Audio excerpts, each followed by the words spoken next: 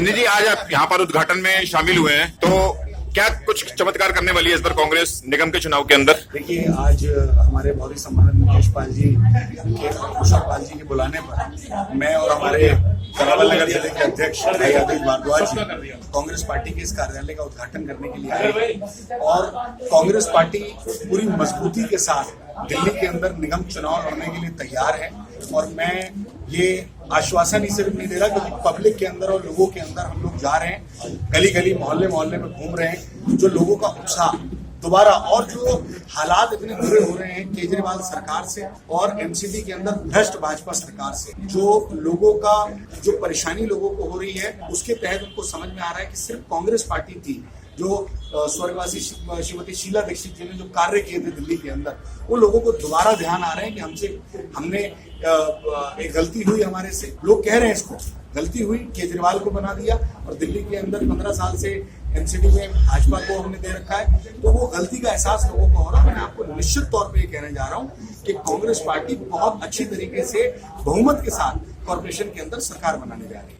क्या कुछ नीतियां लेकर आने वाली है कांग्रेस इस बार क्षेत्र की जनसंख्या के लिए? सबसे पहले हमारी मांग थी कि जो शराब के ठेके अरविंद केजरीवाल ने जो खोले थे, जो पैसे लिए थे शराब माफियाओं से, इस पे जांच भी होनी चाहिए। और वो पैसों का दुरुपयोग अरविंद केजरीवाल हर जगह कर रहे हैं, तो लोगों को पूरी तरीके से पता है। और कई ऐसे ठेके हैं जो हमने नहीं खुलने दिए।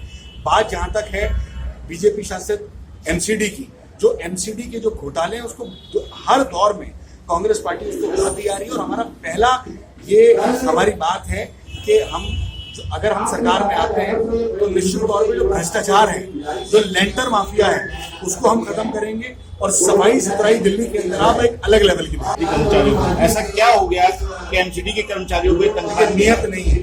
मैं आपसे कह रहा हूँ, ना भाजपा की नियत है। अरविंद केजरीवाल झूठ बोलते हैं कि जब मेरे पास आ जाएगा तो मैं तनख्वाह दूंगा। अरविंद केजरीवाल के पास 870 करोड़ एडवर्टाइजमेंट में फूकने के लिए दिल्ली की जनता की गाड़ी कमाई हो, लेकिन जो हमारे जो लोग वहां पर कर्मचारी हैं उनको देने के लिए नहीं। कोरोना के अंदर कितने करोड़ों योद्धा हैं जिन्होंने अपनी जान दे दी, ये वही कर्मचारी हैं जो रोड पर उस वक्त में थे जब अरविंद केजरीवाल और उनके सारे मंत्री घर में सो रहे थे। आज उनको देने के लिए पैसा नहीं है, लेकिन एडवर्टाइजमेंट करने के लिए पैसा है। हम इस भ्रष्टाचार को भी उजागर करेंगे और उन पर कड़ी से कड़ी कार्रवाई करेंगे जैसे कांग्रेस सरकार आती है। दिल्ली में नौकरी के नाम पे सिविल डिफेंस में लोगों को लगाया जा रहा है, मगर उनकी तनख्वाह भी पूरी नहीं दे पा रहे हैं। फ्री दुनिया को बांट रहे हैं, इस पे आपका क्या? बेरोजगारी साथ में बढ़ती जा रही है। आप मेरे कहने से पहले आप लोगों ने खुद ही मेरी बात का जवाब दे दिया है। आप इतने प्रताड़ित हैं, मीडिया इतने प्रताड़ित अगर है, तो यही जो आप बात कह रहे हैं, जनता में भी यही बात है। अभी आप 10 मार्च के बाद देखेंगे कि भाजपा का सूपड़ा पूरे देश से साफ होने वाला है 5 स्टेटों से। और उसके बाद दिल्ली के अंदर जो भाजपा की बी टीम है अरविंद केजरीवाल, उसका भी सूपड़ा दिल्ली के अंदर कांग्रेस पार्टी साफ करने जा रही है। दिल्ली की जनता साफ करने जा रही है और कांग्रेस को पुनः दोबारा वही जो शीला दीक्षित जी ने कार्य किए थे उसको याद करते हुए दिल्ली में कांग्रेस की सरकार बनाने जा रही है। दिल्ली में शीला दीक्षित सरकार के होते ही सारे फ्लाईओवर बने और सब कार्य हुए।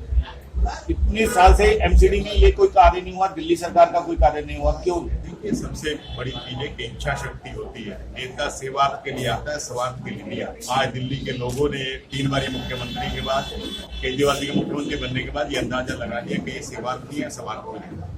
सबसे पहले एक मंत्री, उनकी धर्मपत्नी ने उनके खिलाफ शिकायत दर्ज कराई कि मुझे मेरे पति कुत्ते से कटवा। दूसरे एक मंत्री थे, वो फर्जी डिग्री लेके कानून मंत्री बने इसी सरकार में, जो है तो कहते थे कि हम लोकपाल लेके आएंगे।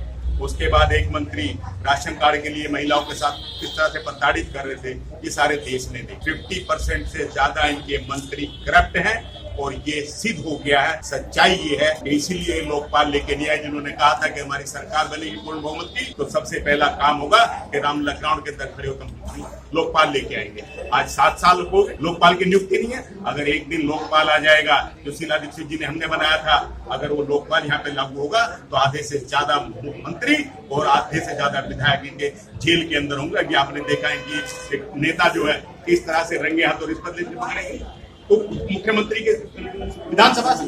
तो ये सारी चीजें हैं, इसीलिए मैं आपको बताना चाहता हूँ कि इनकी करनी और कथनी में अंतर है।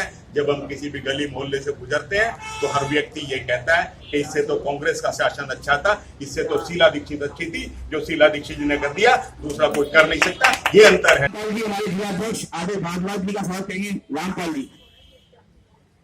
रामपाल जी कितने मंच पे हैं? सोने कागजी भाई सोने कागजी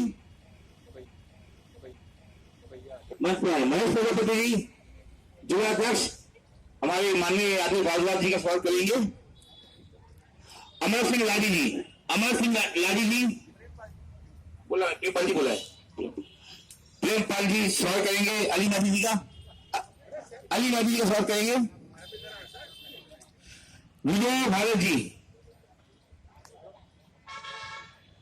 विजय भारत जी रोहतास पाल जी